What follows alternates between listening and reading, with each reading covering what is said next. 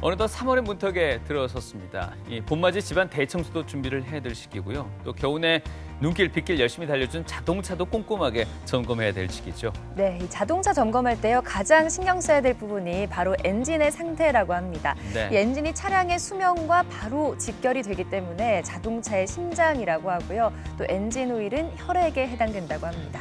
평생 동안 단 한 번도 멈춰서지 않았던 우리 몸속의 엔진이라고 할 수 있는 심장. 오늘 TV 메디컬 약속에서 그 심장의 중요성 그리고 심장이 보내는 경고에 대해서 한번 짚어보도록 하겠습니다. 네, 오늘 도움 말씀 주실 심장건강주치의 손환기내과 이장훈 교수님과 함께하겠습니다. 반갑습니다. 심장에서 힘차게 뿜어진 혈액은 혈관을 타고 신체 곳곳에 전달된다. 몸에서 가장 굵은 대동맥도 지름이 3cm가 넘지 않는데 이런 좁은 혈관 속 미세한 변화는 인간의 생사까지 좌우하기도 한다. 건강의 핵심 포인트, 앞으로의 수명을 좌우하는 막힘없이 뚫린 혈관. 손환기내과 이장훈 교수가 혈관의 나이를 점검한다.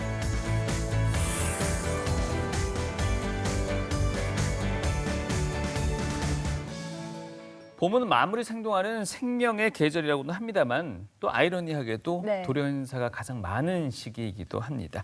교수님, 이렇게 봄철 돌연사의 주요 원인이 바로 심장 질환이라고 하는데 맞습니까?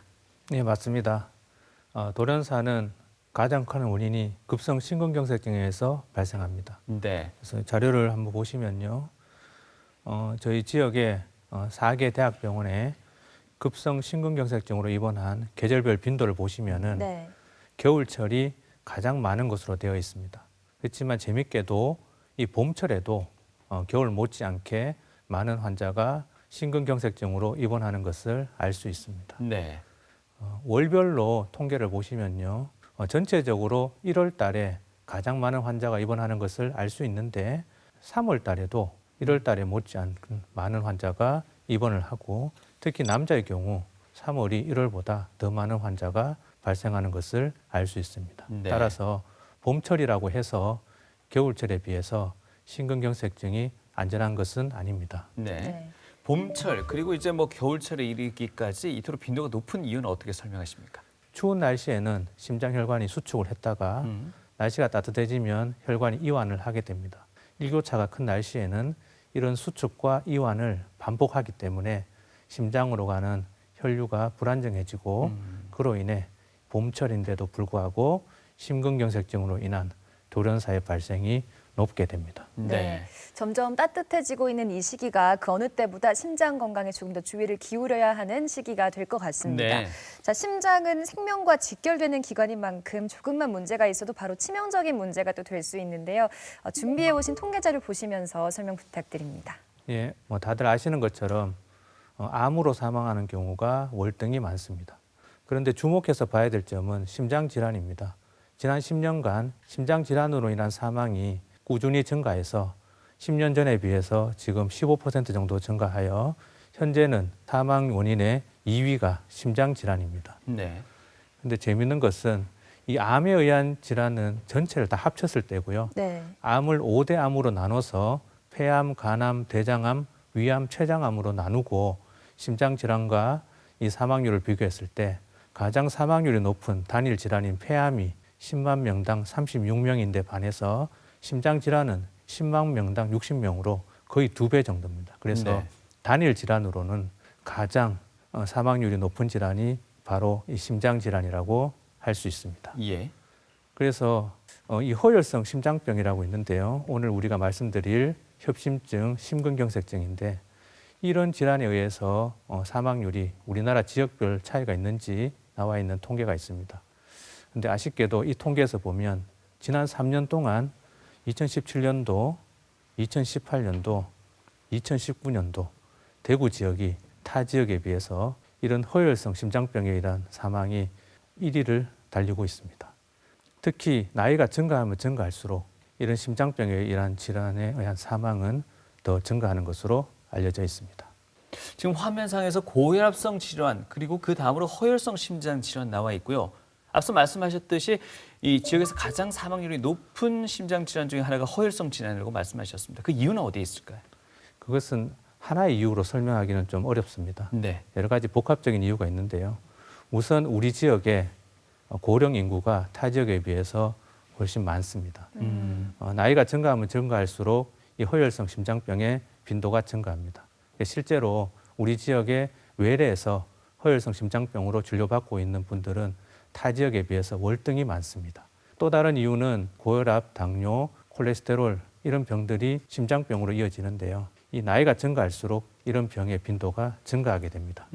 따라서 이런 병들이 관리를 잘 받아야 되는데 저희 지역에 의료 접근성이 타 지역에 비해서 조금 떨어집니다. 네. 그래서 기존의 만성 질환들이 잘 관리되지 못하는 측면이 있습니다.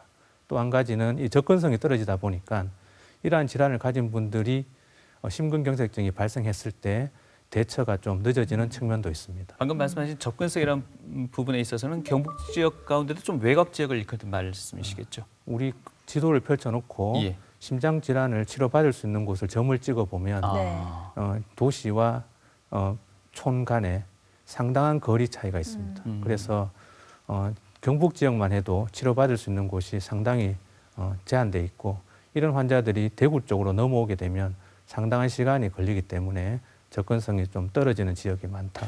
이렇게 전국적으로 생각됩니다. 비교한다면 대구의 접근성은 어느 정도로 평가받고 있습니까? 대구 지역 자체는 접근성이 그렇게 낮은 것은 아니나 4개 대학병원이 모두 안쪽에 위치해 있고요. 그다음에 대구와 경북 경계선에 있는 그런 지역들에서 어디를 가야 될지 어디로 이송해야 될지 분명하지 않아서 지체되는 경우가 많다고 할 수 있습니다. 네, 말씀 듣고 보니까 지금 함께 하고 계실 우리 지역 시청자분들 조금 더 주의 깊게 지켜봐 주셔야 될 것 네. 같습니다.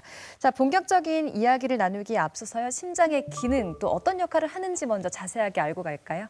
심장 질환에 대해서 하려고 하면 우리가 심장에 대해서 자세히 알아야 되는데 네.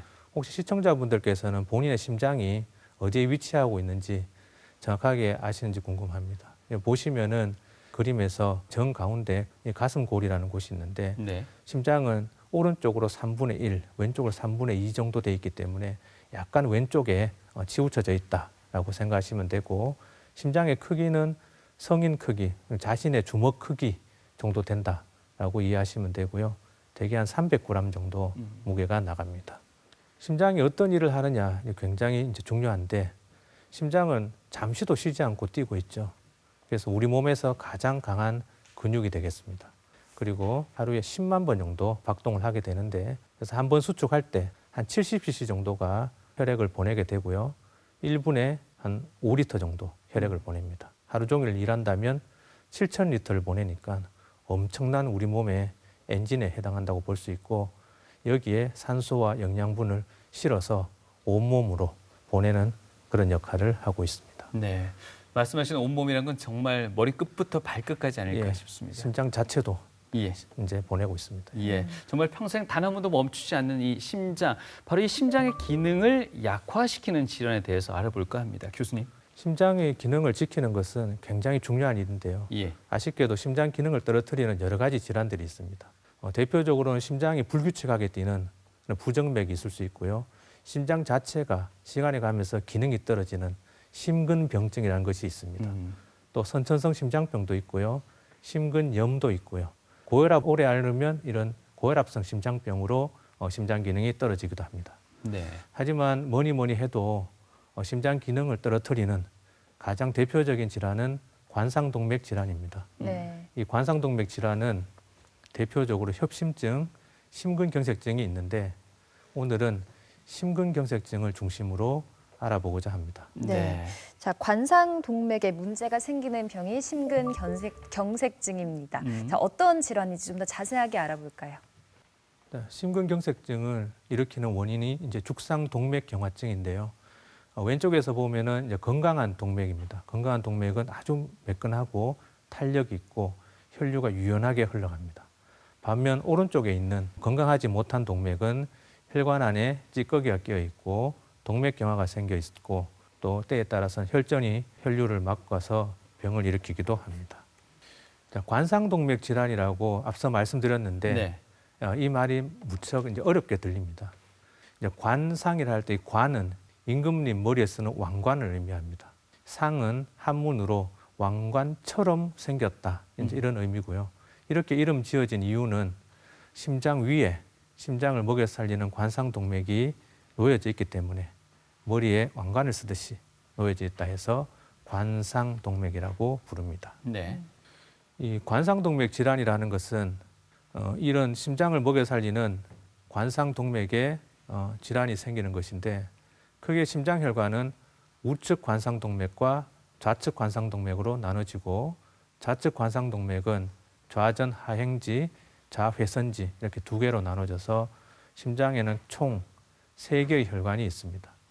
이 3개의 혈관 안이 위에 보이는 것처럼 정상으로 깨끗하게 보이면 좋겠지만 이 안에 찌꺼기가 끼어서 혈관의 안이 구멍이 좁아지게 되면 안정시에는 괜찮은데 운동을 하면 심장이 필요로 한 만큼 산소와 영양분이 제때 공급이 되지 못하게 됩니다.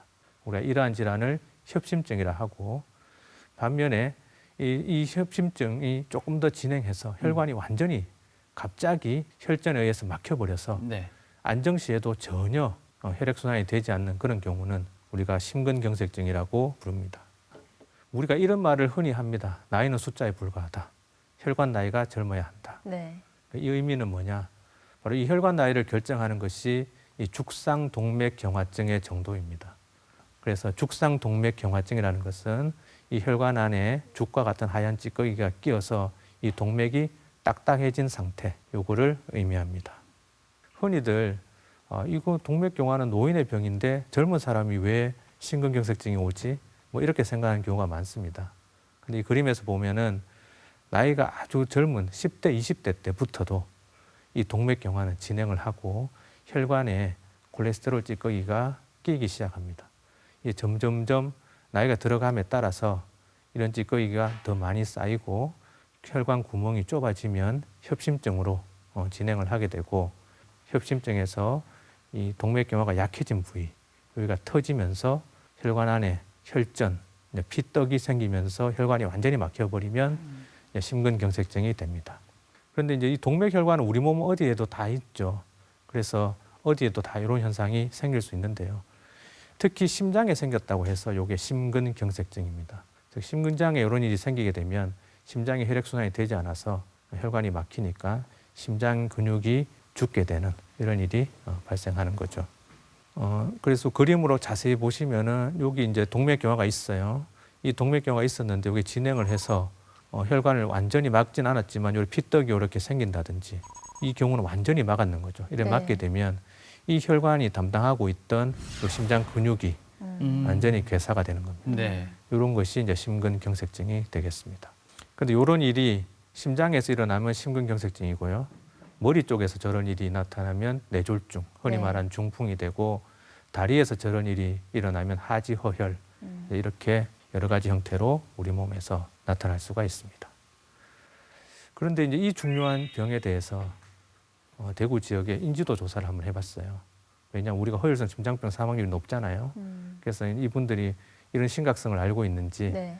그래서 첫 번째로 이런 병 자체, 급성 심근경색증이라는 말 자체를 알고 있느냐. 매년 물었지만 대개 60에서 65% 정도만 네. 이런 병을 들어본 적이 있다. 조금 이제 아쉬운 측면이 있죠. 근데 아쉬운 측면이 있는 이유는 제일 앞서 말씀드린 이 병 자체가 돌연사의 가장 큰 원인이기 때문이죠. 네. 이 돌연사라고 하면 쉽게 이해를 잘 못하시는 분들이 많은데 어제까지 뭐 괜찮고 등산도 하시고 건강하셨던 분인데 갑자기 내가 가슴이 좀 답답하다, 아프다라고 말했는데 그 말을 끝으로 1시간 내에 돌아가시는 거죠. 그래서 저녁에 만남을 하고 다음 아침 보자라고 다 얘기를 했는데 아침에 일어나 보니 밤새 이제 돌아가셨다. 뭐 이런 정도로 심각한 병인데 이런 병의 대부분이 급성 심근경색증 때문에 생기고요. 근데 더 놀라운 거는 대개 이제 이런 얘기를 하면 그런 분들은 그냥 심장 질환이 원래 있어서 원래 심장이 안 좋았지 않을까 이렇게 말씀을 하시는데 네. 그런 분들이 한 절반 정도 되시고 나머지 절반은 평소에 아무런 그 심장에 대한 그런 증상이 없고 등산도 잘하시고 운동 잘하고 건강을 누구보다 자신했던 분들인데 그런 분들의 한 절반 정도 하다가 이런 심근경색으로 갑자기 돌아가시기도 합니다. 앞서 설명에서 언급해 주셨던 내용이 심근경색증을 일으키는 가장 큰 원인으로 죽상 동맥경화증 예. 언급해 주셨습니다. 예. 혈관 내에 찌꺼기가 끼는 예. 걸 말씀하셨는데요. 맞습니다. 예. 이건 주로 이제 식습관에서부터 시작되는 건가요? 아니면 또 다른 원인이 있을까요? 우리나라 분들이 이제 식습관을 굉장히 이제 중요하게 생각하시죠. 네. 그런데 이제 생각보다는 이 동맥경화를 일으키는 원인은 굉장히 다양합니다. 예. 그래서 크게는 두 가지 정도로 나누는데요. 이제 교정 가능한 위험인자와 교정할 수 없는 위험인자로 나눕니다. 이 교정할 수 없는 위험인자는 내가 나이가 들어간다는 그런 사실, 내가 남자라는 거, 그리고 우리 집안에 심장병력이 있다는 거, 그런 경우는 우리가 어떻게 할 수 없는데 중요한 것은 이 교정 가능한 위험인자입니다. 흔히 말씀하시는 성인병의 대표적인 고혈압, 당뇨, 고지혈증, 네. 그리고 담배 피는 거, 그리고 비만, 스트레스, 운동 부족 이러한 것들은 저희들이 노력하면 얼마든지 교정 가능한 원인들이죠. 그래서 이러한 원인들이 동맥경화를 일으키고 심근경색을 유발한다. 이런 것을 이해하는 것이 중요하겠습니다. 네. 그럼 우리나라에 실제로 급성 심근경색증 등록 현황에 나와 있는 통계 자료를 한번 보시면은 우리 인구가 계속 고령화되면서 네. 심근경색증에 걸린 평균 연령이 계속 증가하고 있습니다. 그래서 지금 한 65세 정도 되는 것 같고요. 앞서 말씀드린 남녀, 내가 남자라는 사실을 어쩔 수 없다고 했는데 네. 그 이유가 남자가 한 80% 정도 되고요. 월등히 높네요. 여성이 한 20% 정도 예. 되는 걸로 알려져 있습니다. 또 이제 고혈압과 당뇨, 고지혈증이 얼마나 많으냐. 이런 병들은 나이가 증가하면 증가할수록 증가하는 질환들입니다. 그래서 우리 인구가 계속 고령화됨에 따라서 이러한 질환을 가진 분들이 점점점 늘어나고 있는데 고혈압을 가지신 분들은 꾸준히 늘어나서 심근경색증 오신 분들이 한 75% 고혈압을 가지고 있고요. 당뇨는 한 40%, 고지혈증은 한 23% 정도 가지고 있습니다. 흡연도 굉장히 중요한 요인인데 다행히도 이 흡연은 꾸준하게 우리가 금연에 대한 캠페인을 하고 해서 그런지 최근에는 많이 감소한 추세입니다. 네. 자, 또 앞서 심근경색증의 증상 중에 또 가슴 통증이 있다고 하셨는데 네. 그럼 가슴 통증이 느껴지면 이게 다른 원인도 있는 건지 아니면 무조건 심근경색이라고 의심을 해야 될지 또 어떻게 보십니까? 상당히 많은 분들이 제 외래에 가슴이 아파서 오는데 이제 이 심근경색증이냐 네. 이렇게 물으신 분들이 많습니다. 그런데 심근경색증은 20분 이상 극심한 통증이 지속되는 그런 양상을 보입니다. 그래서 외래 제 앞에 오셔서 제가 심근경색인가요? 라고 물어볼 여유가 없습니다. 굉장히 가슴 통증이 심하기 때문에 바로 본인이 심각성을 느껴서 응급실을 가든지 하는 네. 그런 정도의 통증이고요. 아픈 부위는 대개 심장이 앞서 말씀드린 대로 가슴 한가운데서 약간 왼쪽에 치우쳐 있듯이 네. 통증도 대개는 그 부위에서 발생을 하게 되는데 뭐 쪼이듯이 아프다, 누르듯이 아프다, 꽉 쥐어짜듯이 뭐 이런 정도로 통증이 다양하게 이제 호소를 하십니다. 근데 여기서 이제 심장 부위에 통증이 있다고 해서 딱 심장만 아픈 건 아니고요. 심장 근처 조직으로 통증이 뻗어나가는데 대표적으로 어깨라든지 팔이라든지 이런 곳이 같이 아프게 되는 경우가 많고요. 드물게는 뭐 등이 아프다든지 명치 부위가 아프다든지 뭐 이렇게 호소하기도 합니다. 그래서 통증이 있으면 쉽게 우리가 심근경색증을 알 수 있는데 네. 앞서 말씀드린 대로 한가운데가 아프다든지 목이 아프다든지 이럴 수 있습니다. 그렇지만 문제는 이거죠. 심근경색증인데 가슴 통증도 통증이거니와 막 식은땀도 나고 속이 좋지 않다. 뭐 이렇게 호소하시는 분들도 꽤 계십니다. 네. 그래서 심지어 어떤 분은 속이 안 좋아서 내시경을 하러 갔다가 이게 심근경색증으로 의심된다고 저희 병원으로 전원돼 온 경우도 있습니다. 네. 또 한 가지 문제는 어지러움이죠. 이게 뇌경색인가 이렇게 오인할 수도 있고요. 또 한 가지는 여성의 경우인데요. 전형적인 통증 이런 경우는 전부 남자들에게서 얘기하는 거고요. 왜냐하면 남자가 80% 정도 많으니까 네. 대부분 남자들이 호소하는 증상이에요. 근데 여자는 한 20%밖에 안 되니까 증상이 조금 다릅니다. 여자들은 보면. 어떤가요? 증상이 되게 앞에서 말한 전형적인 그런 가슴 통증보다는 조금 어지럽고 메스껍고 속이 울렁거리고 토하고 뭐 이런 증상이라서 응급실에 와서 무시되는 경우도 많고요. 그래서 여성분들의 증상은 조금 다를 수 있기 때문에 이런 증상이 나타나더라도 의사의 진료를 받아보는 것이 좋겠다라고 말씀을 드립니다. 그 다음에 이제 기존의 협심증을 앓고 있는 분들은 조금 더 복잡합니다. 자신이 자기의 병에 대해서 잘 알고 있다고 생각하거든요. 그런데 협심증이 기존에 있는 분들의 절반 정도도 심근경색의 절반 정도가 협심증이 있던 분들이죠. 그래서 그분들은 본인의 증상을 인지하고 있다고 생각하지만 평소와는 좀 다른 증상이 나타날 때가 있어요. 예를 들어서 평소에는 통증이 있더라도 조금 있다 좋아지는데 한 20분 이상 간다든지 니트로글리세린 설화정이라고 있습니다. 혈관 확장제인데 그걸 넣으면 좋아지는데 그걸 넣어도 반응이 없다든지 이런 경우에는 통증의 약상도 평소와는 달리 아주 극심합니다. 그러면 평소에 앓고 있던 협심증의 통증보다는 심근경색증이 새로 생긴 걸로 생각하고 즉시 병원을 찾는 것이 중요하겠습니다. 그런데 이제 이런 증상을 대구 지역 시민들이 얼마나 알고 있느냐. 앞서 내가 심근경색증에 대해서 안다라는 분만 그분들에게만 다시 질문을 한 거죠. 예. 그러면 심근경색증인 병을 알고 있는데 그 병의 증상을 얼마나 잘 알고 있냐라고 물었더니 잘 안다, 약간 알고 있다 합쳐서 한 85% 정도 되고요. 심근경색증이라는 이름은 들었는데 증상은 잘 모른다라는 분도 한 15% 정도 됩니다. 그래서 이제 다시 한번 물어봤죠. 그러면 어떤 게 심근경색 증상인지 어떻게 알고 있느냐 이렇게 물어봤더니 앞서 말씀드린 가슴 통증, 불편, 호흡곤란 한 3분의 2 정도 이상은 이런 증상으로 이제 이해를 하고 있고요. 하지만 제가 앞서 말씀드렸듯이 이 증상 외에도 여러 가지 다른 증상이 있다고 말씀드렸는데 그러한 증상에 대해서는 한 3분의 1 정도밖에 그런 것도 심근경색 증상이냐라고 이렇게 생각하시는 거죠. 잘 모르고 있다는 거고 보시면 시야장애는 심근경색증의 증상이 아닌데도 한 3분의 2가 그렇다라고 대답을 하는 걸로 봐서 실제로 우리 생각보다는 증상에 대해서 잘 모르고 있지 않나 이런 생각을 좀 합니다.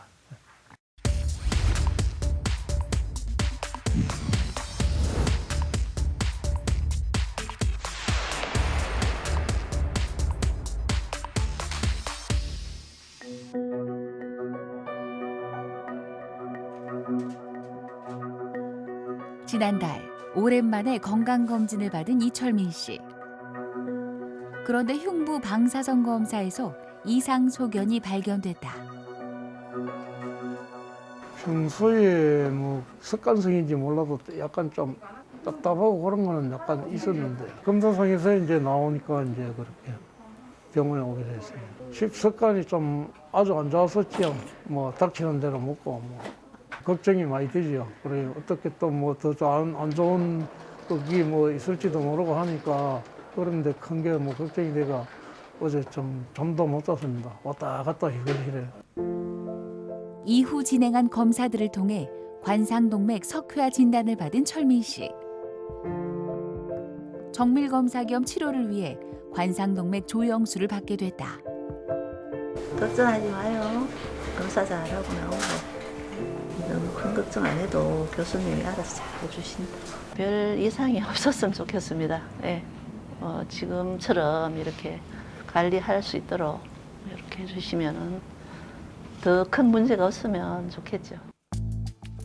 시술을 위해 이동하는 철민 씨. 여전히 마음은 무겁다.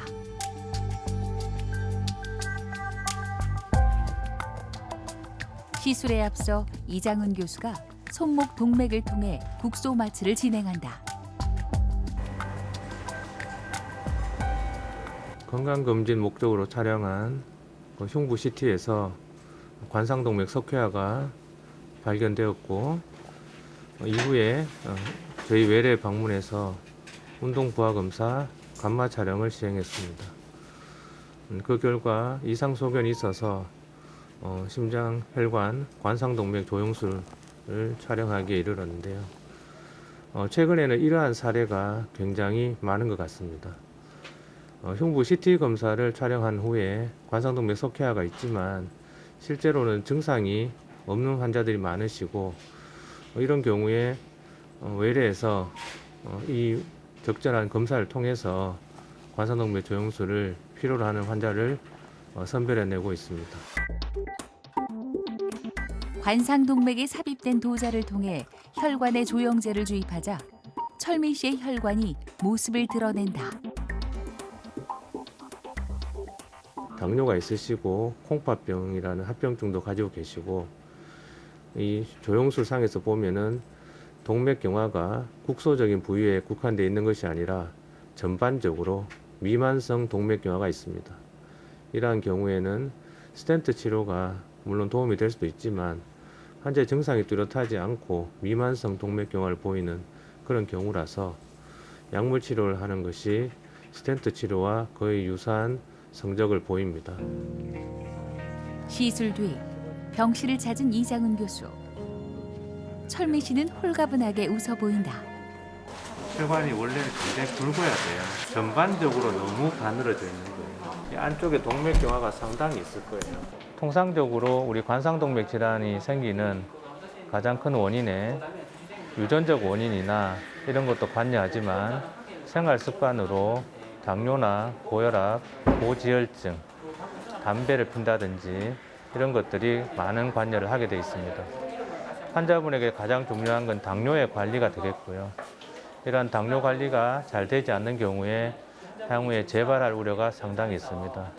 따라서 당뇨가 있는 분들은 당뇨 시기 철저히 지켜주시고 운동을 하고 당뇨 관리를 위해 체중 관리도 잘하고 것이 중요하다고 할 수 있습니다. 당뇨 조절이 잘 안 된다. 앞으로의 주의사항에 대해 꼼꼼히 전달하는 이장훈 교수. 이 심장을 후에 관리를 하지 못하게 되면 이게 더 이제 시간이 지나면 지날수록 병이 심해지는 그때는 증상도 생길 거고 복잡 치료가 될 수 있어요. 그래서 관리를 잘 하셔야 됩니다. 이번 계기를 통해 건강의 소중함을 또 한 번 되새긴 철민 씨. 지금까지 신경을 못 썼던 만큼 앞으로는 온 가족이 건강을 위해 노력하고자 한다. 들어갈 때는 상당히 우울했는데 마치고 나서 설명을 약간 듣고 나오니까 좀 개운하게 좀 홀가분한 그런 기분이 들더라고요. 계속 꾸준하게 운동하고 가족들하고 이래 즐겁게 지내는 일 그런 일밖에 못 했겠습니까? 사회생활을 하든 뭘 하든지 간에 건강이 최고지. 건강이 없으면 아무것도 돈도 부질없고 아무것도 부질없습니다. 많이 느꼈습니다 오늘. 화면에서 보시는 환자분의 경우에도요, 평소에는 이상 증상이 없으셨습니다만 이제 엑스레이 촬영 후에 이상 소견이 발견됐고 정밀 진단 결과 이 같은 석회화 진단을 받으셨는데요. 이렇게 뚜렷한 증상 없이도 이런 관상 질환이 발견되는 경우가 어느 정도나 될까요? 이 관상동맥 석회화는 동맥경화의 한 증상일 수 있는데요. 대개의 경우에 45세 이상 성인에서 이런 증상 없이 이런 CT나 다른 검사에서 관상동맥 석회화가 발견되는 비율이 한 60% 정도 되고요.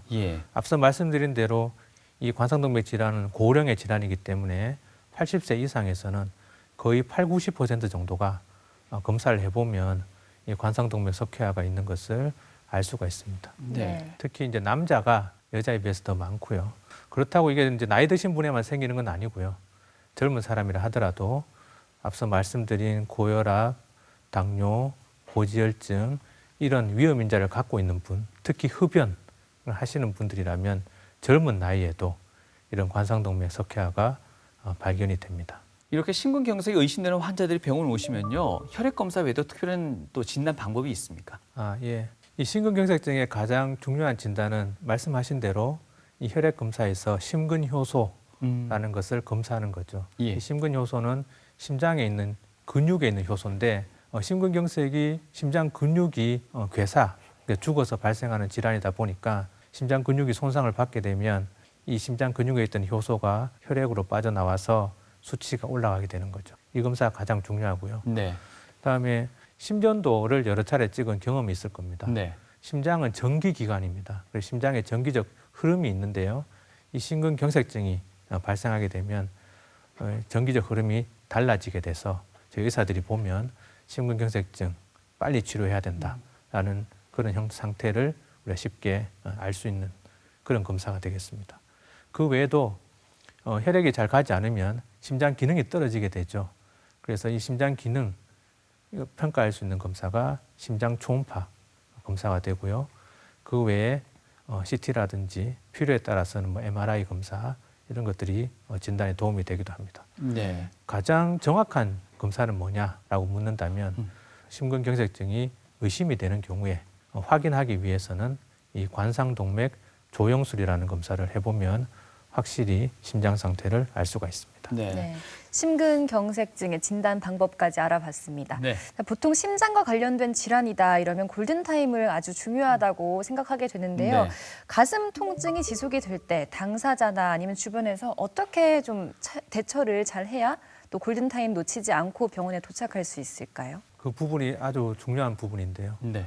그걸 잘 알아야지 우리 지역의 사망률을 좀 낮출 수 있을 것 같은데 통상적으로는 이 심근경색의 증상이 협심증과 다르다라는 것을 이해를 해야 됩니다. 앞서 말씀드린 대로 20분 이상 이 통증이 지속되고 평소에 협심증이 있어서 니트로글리세린을 갖고 있는 분들은 그걸 사용했는데도 증상이 좋아지지 않으면 빨리 병원을 가봐야 되는데 여기서 중요한 것이 이 이송수단입니다. 네. 그래서 이제 가슴 통증 20분 이상 되고 니트로글리세린 설화증에 반응이 없을 때 119 전화해야 된다는 것까지는 이해하는데 네. 그 119를 해야 된다는 이 부분, 이게 잘 안 되는 것 같아요, 행동으로는. 아. 그래서 대개 우리 병원에 어떤 식으로 오게 됐나라고 조사를 해보면 본인이 자가용을 몰고 가슴을 부여잡고 네. 오신다든지 택시를 타고 또는 버스를 타고 오신다든지 병원이 바로 집 옆이라고 걸어서 온다든지 많이 아프니까 뛰어온다든지 자전거를 타고 급하게 본인이 몰아서 온다든지 네. 이러한 경우가 상당히 많습니다. 예. 그러면 119를 타고 얼마나 오느냐? 20% 정도 옵니다. 그래서 일찍 오는 거 굉장히 중요한데 이송수단 반드시 119에 연락하시고 거기에 도움을 받아야지 본인이 직접 내원하겠다. 상당히 위험한 생각이라고 말씀드립니다. 네. 그럼 환자들이 이제 내원하셨습니다. 치료 시기 내지는 치료 방법에 대한 결정도 상당히 중요할 것 같습니다. 심근경색증을 언제 어떻게 치료하냐? 예. 굉장히 어떻게 보면 현명하지 못한 질문에 해당하는 거죠. 왜냐하면 심장 근육이 죽어가고 있습니다. 1, 2분 내로 괴사가 시작되고요. 빨리 살리려고 하면 빨리 병원에 와야 되겠죠. 그래서 1분 1초를 다투는 응급질환이다. 자신의 심장이 죽어가고 있기 때문에 가슴 통증이 생기면 즉시 와야 되겠죠. 그러나 이런 게 굉장히 상식적이라고 생각이 되는데 네. 실제로 그러면 그렇게 생각하느냐. 그래서 이제 시민들에게 물어봤어요. 즉시 오는 것이 답이죠. 즉시 오겠다. 한 15% 많이 잡으면. 가장 아래쪽에 예, 위치해 예. 있는. 그러나 그보다 더 많은 20% 이상이 6시간 정도 지나서 가면 되지 않나. 그 안에만 가면 되지 않나. 근데 6시간 심장 근육이 이미 다 죽고 이제 회생의 가능성이 없을 가능성이 있습니다. 저 시간대는. 네. 그래서 빨리 와야지 많은 심장 근육을 살릴 수 있다는 거예요. 그다음에 이렇게 빨리 와야 되는 이유에 대해서 잘 모르는 경우가 허다합니다. 왜냐하면 보통 응급질환은 뭐 배 열고 수술하고 뭐 이런 큰 병을 생각하시는데 이 병만큼 응급질환이 없습니다. 그래서 이 심근경색증의 치료는 혈관이 막혔는 거기 때문에 단순합니다. 이 혈관을 열어줘야 되는 거죠. 그리고 우리가 재관류 이렇게 얘기하기도 하고 쉬운 말로 재개통 네. 뭐 이렇게 이해하시면 됩니다. 이유는 분명하죠. 빨리 열어줘서 혈액순환을 시켜줘야지 심장 근육이 손상되는 걸 줄일 수 있고 그래야지만 생존율을 높일 수 있는 겁니다. 그래서 이렇게 치료하는 방식이 한 2가지 정도 있는데 혈전 용해제 치료라고 있어요. 이거는 이제 비교적 빨리 병원에 와서 병이 심하지 않을 때는 주사, 약물 치료로 반응을 볼 수 있는데 근데 문제는 네. 안 녹을 수도 있겠죠. 이 반응을 확인하기 어렵습니다. 그리고 어디 심전도로 생긴지도 보는 거죠. 모르니까요. 예, 그래서 실제로 또 심근경색처럼 보이는 아닌 질환들도 있어요. 그래서 이제 확실히 감별하기도 어렵고 그래서 우리 지역도 그렇고 많은 우리나라의 대부분의 병원들은 이 혈전 용해제 치료보다는 이 관상동맥 중재 시술을 선호하는 편입니다. 왜냐하면 앞서 말씀드린 조영술이라는 검사를 통해서 이 심근경색증을 확진할 수도 있고 이 확진 후에 바로 치료를 하면 재개통 성공률도 높고 특히 쇼크나 75세 이상 고령인 아주 고위험군에서 생존율이 저 혈전 용해제보다 높습니다. 네, 심근경색증 확진도 알아낼 수 있고 또 치료 성공률도 높다고 하니까 어떻게 네. 이게 진행이 되는지 더 궁금해지네요. 이 시술을 위해서는 일단은 관상동맥 조영술을 해야 됩니다. 말이 어려운데 이 관상동맥을 이 조영제라는 물감을 쏴가지고 상태를 확인하는 겁니다. 이 그림에 보시는 것처럼 우측 관상동맥, 좌측 관상동맥이 있는데 이 조영제를 쏴서 어느 혈관이 좁아져 있고 얼마나 문제가 있는지를 알 수가 있는 검사입니다. 대개 전신 마취는 필요 없고요. 손목에 있는 혈관이라든지 허벅지에 있는 혈관에 플라스틱 관을 넣은 다음에 그 관을 통해서 심장을 사진을 찍게 됩니다.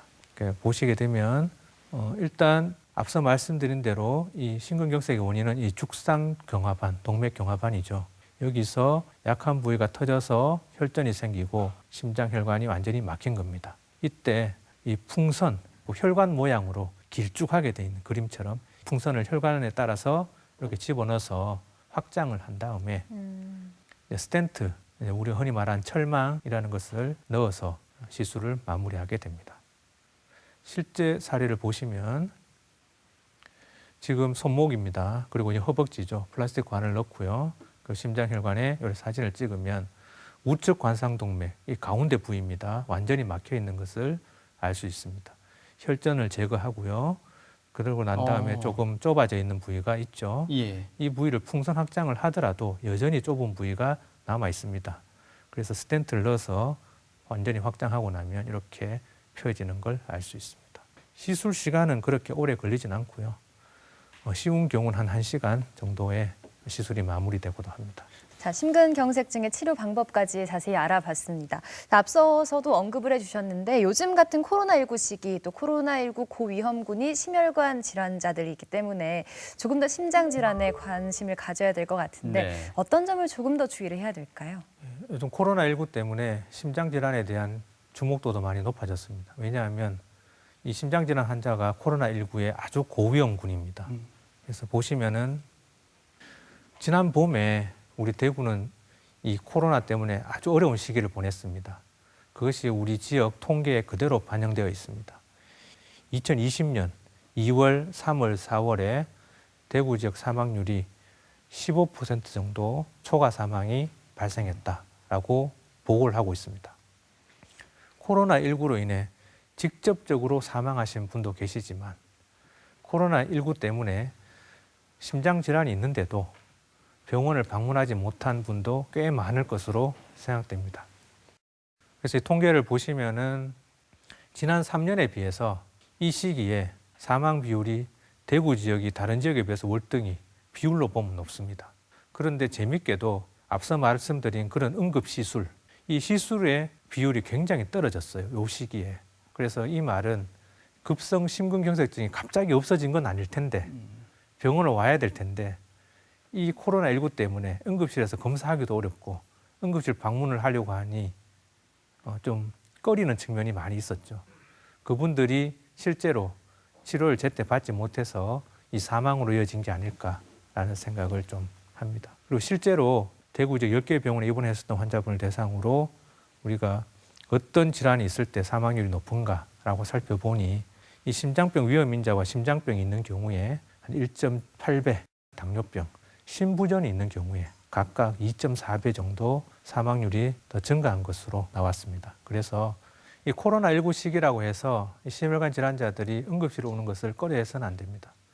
심혈관 질환이 코로나19라고 해서 치료법이 달라진 건 없고요. 네. 급성 심근경색증은 시간이 곧 생명이기 때문에 이런 시기에라도 반드시 응급실을 찾는 것이 중요합니다. 네, 정말 시간이 곧 생명입니다. 이 심근경색증 치료를 받으신 분들이나 건강하신 분들이나 공이 좀 지켜야 될 수칙, 주의사항들 좀 정리해 주실까요? 심근경색증이 오고 난 다음에 심장을 어떻게 관리해야 될까? 근데 외래에서 실제로 하나하나 다 알려드리기가 굉장히 어렵습니다. 그래서 이 기회를 통해서 몇 가지를 말씀드리고자 합니다. 우선은 제일 서두에 말씀하셨듯이 역시 생활 습관병이죠. 네. 그래서 실제로 습관에 의해서 80% 정도 병이 온다고 보시면 되고요. 그래서 본인이 가지고 있는 잘못된 생활 습관이 뭔지 그것부터 한번 적어 보시는 게 좋지 않을까 이런 생각이 드는데 첫 번째 이제 금연, 절주 이런 겁니다.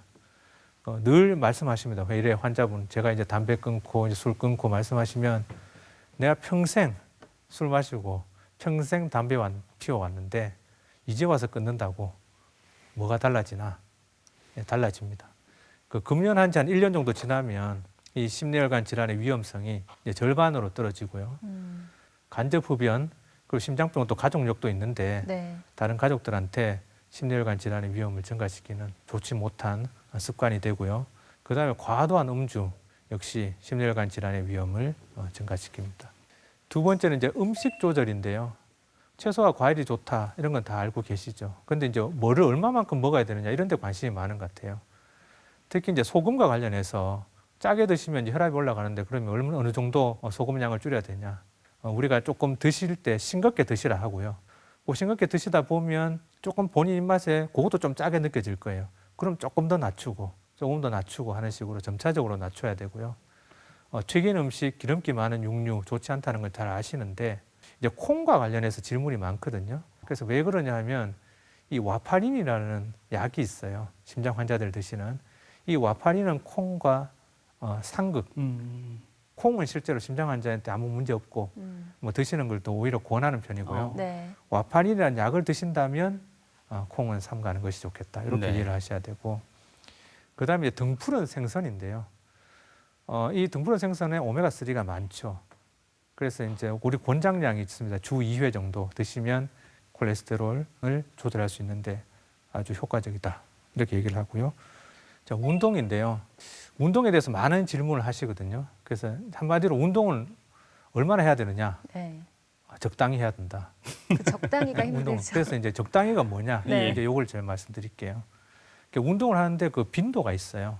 그 매일 하지 못하면 한 주 3회 정도 하는데 한 번 할 때 한 30분 정도 하시는 게 좋고요. 운동 종류가 있는데요.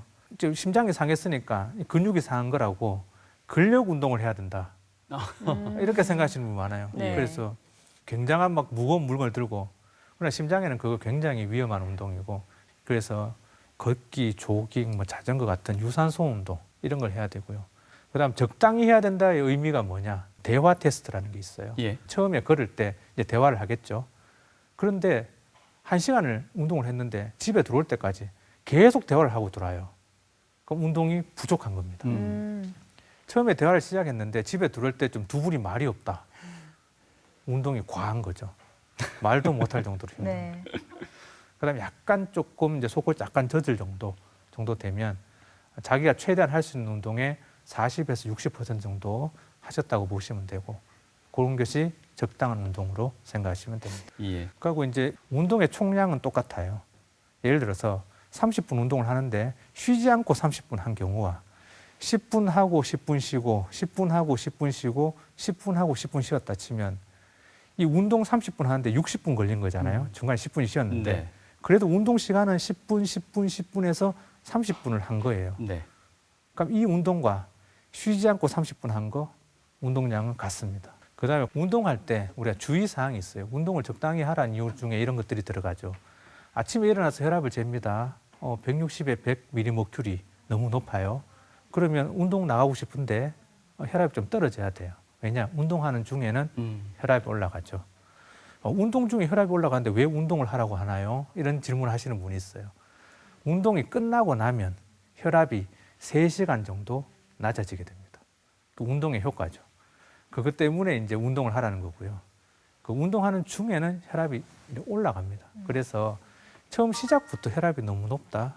그러면 혈압을 좀 떨어뜨리고 운동을 하셔야 되고 특히 추운 날 아침 일찍 오늘부터 운동 한번 해보겠다.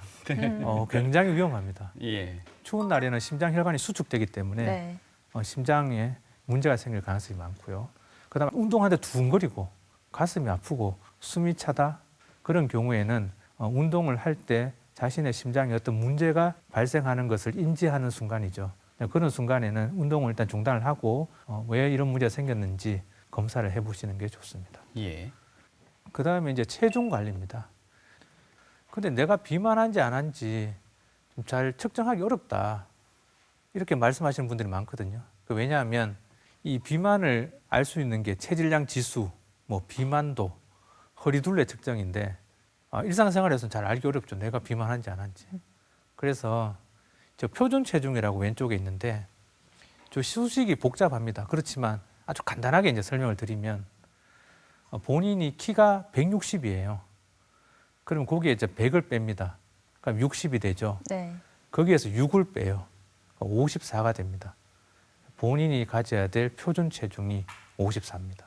거기서 비만하다고 하려면 그 나온 숫자에서 20% 정도 이제 그 수치가 넘어가게 되면 우리가 흔히 비만하다. 뭐 이렇게 간단하게 비만도를 측정할 수가 있습니다. 그 다음에 이제 혈압, 혈당, 고지혈증 관리인데 중요한 건 이 나쁜 콜레스테롤, 이 LDL 콜레스테롤입니다. 이 병이 생기는 원인이 이제 혈관 안에 콜레스테롤 찌꺼기가 쌓이는 거잖아요. 그런데 이 콜레스테롤 찌꺼기가 혈관 안에는 있으면 안 되는 거죠. 네. 그래서 대개가 우리 생각할 때 콜레스테롤이 우리 몸에 꼭 필요한 영양분인데 호르몬도 만들고 세포막도 구성하고 굉장히 중요한 이거 안 먹으면 되는 거냐? 이 콜레스테롤이 이렇게 낮아도 되는 겁니까? 이렇게 묻는 분들이 많거든요. 그런데 우리 몸의 콜레스테롤은 충분해요. 문제는 혈관 안의 수치입니다. 혈관 안의 수치는 굉장히 낮아야 돼요. 그래서 나쁜 콜레스테롤, 흔히 말하는 LDL 콜레스테롤은 요즘 진료 지침에서 적어도 70, 이상적으로는 55 밑으로 내려가야 된다. 이렇게 얘기를 합니다. 그다음 스트레스는 이제 만병의 원인이다 이렇게 되어 있는데 제일 문제가 이제 우울증하고 불안이에요. 이 병을 앓고 나면 굉장히 많은 분들이 우울증과 불안을 호소하십니다. 평소에 건강하다고 생각했는데 일생을 자부하고 있었는데 이런 병이 탁 오고 심장 기능이 떨어지고 걸으면 숨이 차고 그럼 굉장히 우울하고 이제 불안한데 문제는 이 우울증과 불안을 치료하시는 분들의 빈도가 굉장히 낮습니다. 우리나라도 그렇고 미국도 그렇고요. 그런데 문제는 이걸 두게 되면 이 자체가 또 심근경색증의 재발을 불러옵니다. 네. 그래서 단기간에 스트레스 때문에 우울증에 빠지기도 하기 때문에 그런 기간에는 좀 치료를 받는 것도 좋을 것 같습니다. 그 다음에 약물 치료 굉장히 많죠. 혈소판, 베타 차단제, 콜레스테롤 강화제, 그 다음에 안지오텐신, 뭐 억제제니, 뭐 질산염 제제니 굉장히 많습니다. 이 많은 복잡한 약을 왜 보여드리느냐? 이 약의 작용들이 다 달라요. 그리고 원래 약이 좀 많습니다. 그런데 이제 이거를 잘 드시려고 하지 않는 분들이 많습니다. 이 약에 대한 정보를 어디서 이제 잘못 아시고 본인이 먹지 말아야 되는 약을 왜냐 약이 너무 많으니까 네. 이 잘못 처방해서 이것저것 준 게 아닌가라고 오해하시는 분들이 많은데 의사의 처방에 따라서 약을 잘 복용하는 것이 좋겠습니다. 네. 그 다음에 이제 마지막으로요. 이 굉장히 중요한 겁니다. 약을 잘 드셔야 되는데 오지 않는 분들이 꽤 있습니다. 심장 치료가 끝난 걸로 생각하시는 거예요. 네. 심근경색증, 재관료 치료 제일 중요하다 했고 일찍 가서 치료받았고 혈관에 스텐트 넣어서 피는 잘 간다 했고 자신은 원래 혈압도 당뇨도 콜레스테롤도 없었던 사람이고 이제는 원 상태로 돌아간 거다라고 잘못 알고 계신 분들이 있습니다. 심장질환은 혈압, 당뇨, 콜레스테롤과 마찬가지로 그것이 치료돼서 없어지는 질환이 아니라 평생 사시면서 관리를 받아야 될 질환입니다. 그래서 치료 자체가 끝난 게 아니고 지금부터 시작이죠. 이제 새로운 병이 생겼기 때문에 계속 평생 관리를 하고 살아야 되고 무엇보다 중요한 것은 다시 통증이 생길 수 있습니다. 그때는 어김없이 병원을 다시 찾아야 됩니다. 네. 자, TV 메디컬 약손 오늘 이 시간 심근경색증의 진단과 치료 또 치료 후 관리법까지 자세하게 알아봤습니다. 네. 자, 끝으로 건강하고 튼튼한 심장을 위해서 우리가 꼭 지켜야 될 수칙 몇 가지 알려주신다면요. 이미 여러분들이 많이 알고 계십니다. 실천하기 어려운 거죠. 그래서 앞서 말씀드린 대로 뭐 담배 끊고 술을 줄이고 그다음 싱겁게 먹고 운동하고 체중 관리하고 다 알고 계시죠. 스트레스 굉장히 중요하다는 것도 다 알고 계시고요. 정기적인 검진 필요하다. 그리고 증상이 생기면 빨리 병원 가야 된다. 이제 다 알고 있죠. 근데 잘 되지 않아요. 다 하면 될 것 같아요. 이제부터 다시 새로운 마음을 할 것 같지만 하루가 지나면 안 되죠. 네. 그러면 난 역시 안 되는갑다. 되는 사람이 이상한 겁니다. 되는 사람이 잘 없어요. 원래 뭔가 결심하고 그 다음에 다 이루어진다면 모든 사람이 다 완벽하겠지만 그렇지 않은 경우가 대부분입니다. 그래서 실패한다고 해서 포기하시면 안 되고요. 그것을 지켜주기 위해서 이 가족이 필요합니다. 그래서 병원에 드린 약 잘 못 챙겨 드실 수 있어요. 가족들이 좀 챙겨 드시고 그다음 병원 방문 가고 싶지만 날짜를 정해놨지만 잊어버린 경우가 많습니다.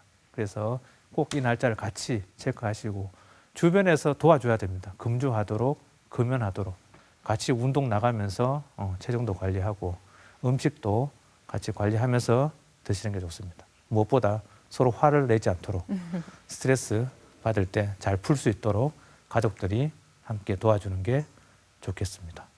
그리고 마지막으로 제가 드리고 싶은 말씀은 이 코로나19라고 해서 심장 치료 결코 가볍지가 않습니다. 그래서 저희 같은 심장내과 의사는 24시간 365일 병원에서 근무를 하고 있기 때문에 반드시 증상이 있으면 병원을 방문해 주시면 감사하겠습니다.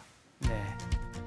정말 절대로 좁아져서도 막혀서도 안 될 생명의 통로인 것 같습니다. 생활 습관 바꾸시고요. 예방과 관리 철저히 하셔가지고 우리 심장의 건강 아주 거뜬히 지켜낼 수 있도록 노력해야 되겠습니다. 네, 심근경색증 골든타임 정말 중요합니다. 네. 의심 증상이 있을 때는 재빨리 병원 가서 진단을 받으셔야 될 것 같습니다. 자, 오늘 유익한 말씀 주셨습니다. 순환기내과 이장훈 교수님과 함께했습니다. 감사합니다. 고맙습니다.